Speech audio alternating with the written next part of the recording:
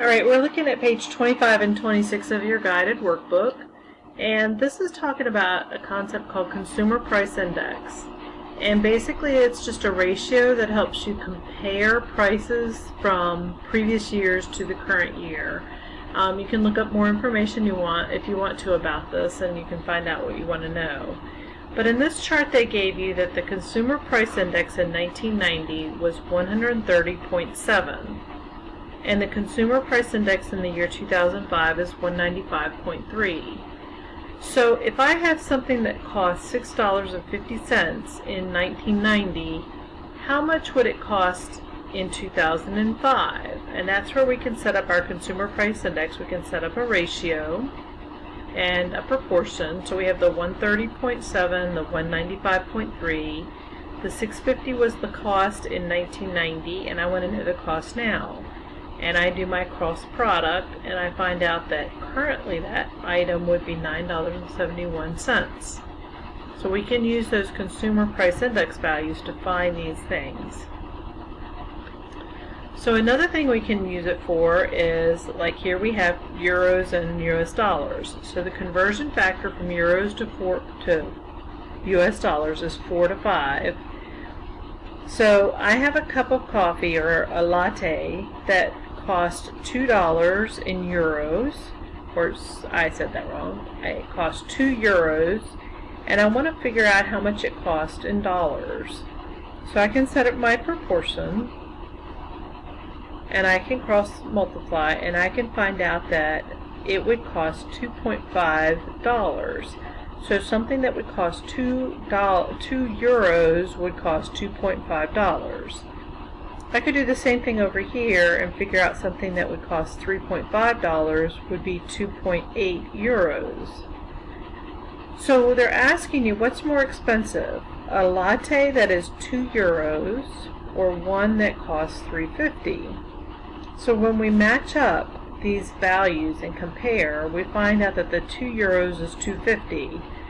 So the 2 euros would be equivalent to $2.50, so it is less expensive than the $3.50 latte.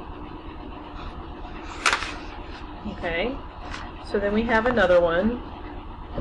So this one is saying in 1990 a cup of Starbucks coffee cost $2, and in 2005 the cup costs $3.50. So what they want to do is compare. So we're going to find out what happens here. So we're using our Consumer Price Index, and we're setting up the 2 to X. So we find out that X is $2.99.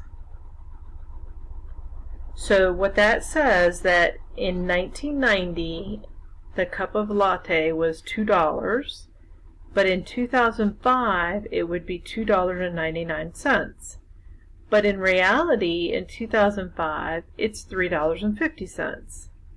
So when you look at the Consumer Price Index, it's telling us that Starbucks has marked up their coffee more than just according to the inflation rates. Okay, so then we have our last example. And what we have here is it says convert the 3 receipts in the value in the tables to one currency. So we're basically setting up a number of proportions. So notice that the 1032 matches up with the $130.07, and A matches up with 195. So we're going to use those Consumer Price Index and match those up to find A, and get A is 1,541.29.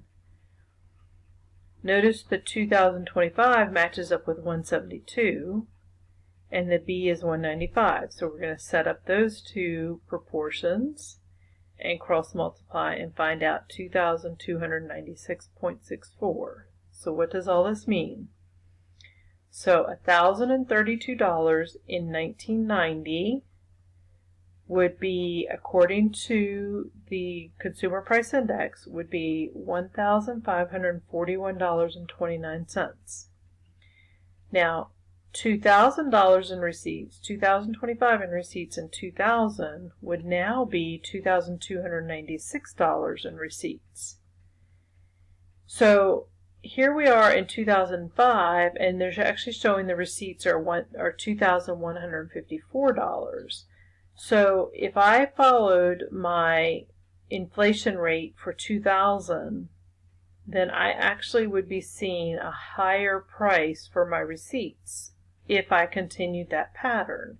But the pattern changed between 2000 and 2005, so my receipts were actually lower. So this is what the Consumer Price Index will allow us to do, is do a comparison of different information.